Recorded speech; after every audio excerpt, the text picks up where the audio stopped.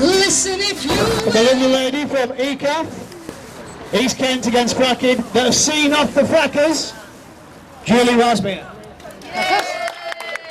Thank you, everybody. Right, brilliant. I'm from Kent. I'm a Kent campaigner. I'm a writer. I'm also a 61-year-old grandmother. And I believe passionately that everything you do, we do, or we don't do, makes a difference. Now, I'm a Kent campaigner, and last November, the group that I belong to, East Kent Against Fracking, mobilised to fight applications for exploratory drilling from a company called Coastal Oil and Gas Limited. And we all were also mobilised and helped to inform our local communities. And we worked with the Kent Campaign for the Protection of Rural England. We held meetings, we lobbied the local Conservative MP to demonstrate the high risk from fracking to the safety of our water in Kent.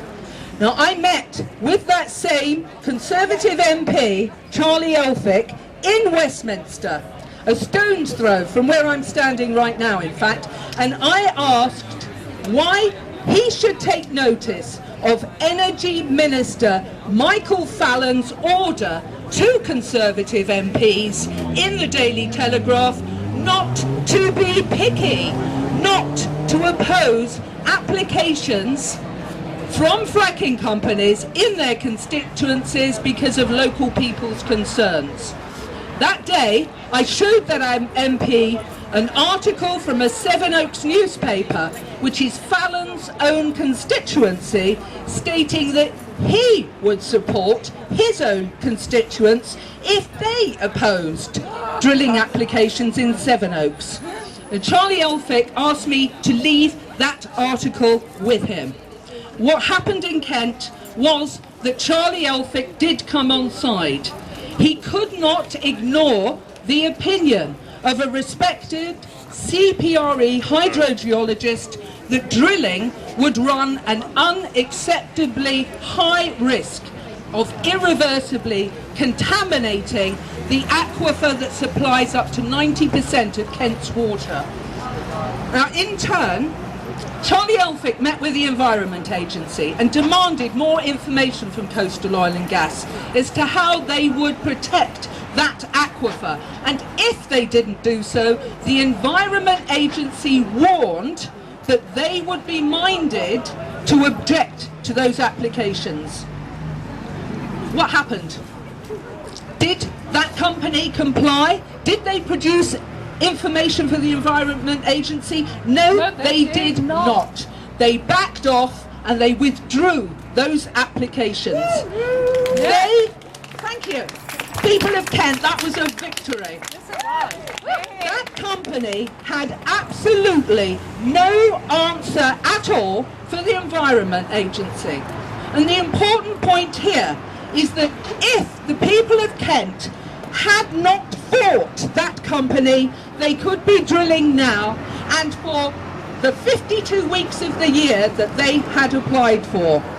That is why we all have to fight applications wherever they are put in. Now, I have letters from Michael Fallon, the Energy Minister, filled with inaccuracies, filled with disingenuous statements that would be misleading if we weren't so well informed. But we know this, that the only place in the UK that has suffered high volume hydraulic fracturing is in the Fylde in Lancashire. Anybody here from the Fylde in Lancashire? That's right. And that's where quadrillas drilling caused seismic events which caused damage in turn to no fewer than 83 properties. Now, Quadrilla admitted that damage and they even paid out compensation to residents. But Michael Fallon's department still insists that there is no evidence that damage to properties was caused. So I say to you, the facts of the matter speak eloquently for themselves. Our government cannot fool all of the people all of the time. Throughout history, brave people have stood up to fight for what is right, and they have won.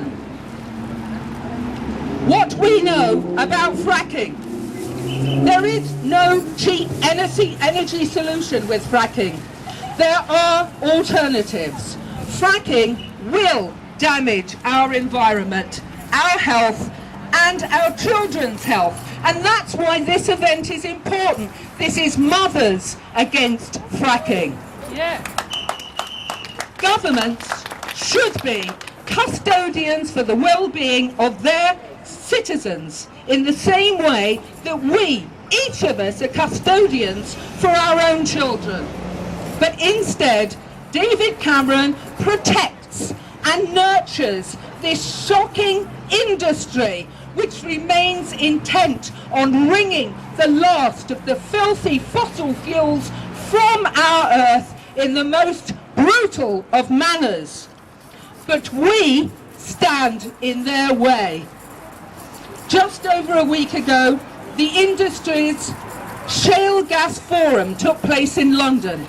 But early that morning, the venue was suddenly switched from the plush Jumeirah Hotel in Knightsbridge to a military building in Old Street. Why? Because the organisers knew we planned to protest. We did peacefully protest outside both venues. But Lord John Brown, the chairman of Quadrilla, and half the forum's delegates stayed away. Why? Because they fear us. Because each time we demonstrate, we write another page in the history book of resistance to fracking. And that is another page for others to read. So let us continue to write those pages as we do today, and I promise you we will make a difference. Together we will win. This government will fail, and we will celebrate the happiest of Mother's Days when there is no more fracking in the UK.